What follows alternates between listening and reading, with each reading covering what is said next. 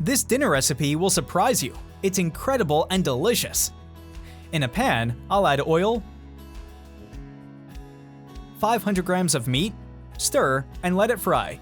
Which dinner recipe is the most successful in your house? At this point, I'll add 1 teaspoon of salt, half teaspoon of paprika, half teaspoon of black pepper, and stir so that the spices can coat the meat. I'll cover the pan and let it cook. After the time has passed, I take off the lid and look at how our meat has turned out. Still in the pan, I'm going to add more oil, an onion cut into medium pieces, half green bell pepper, 1 tomato, a carrot, and I'm going to mix all these ingredients well.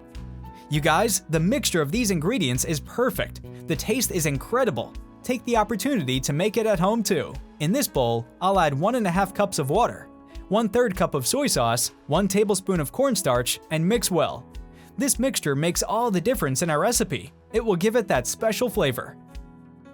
Now I'm going to put the reserved meat in the pan, pour our mixture in, mix everything together, cover, and let it cook for 5 minutes. In a pan of boiling water, add 1 teaspoon of salt, 3 tablespoons of oil, 300 grams of pasta, and cook. Our pasta is already cooked. I'll take it off the heat. After draining the water, I'll pour our pasta into the pan and finally mix them with the meat. Our recipe looks delicious. Imagine how it smells and tastes.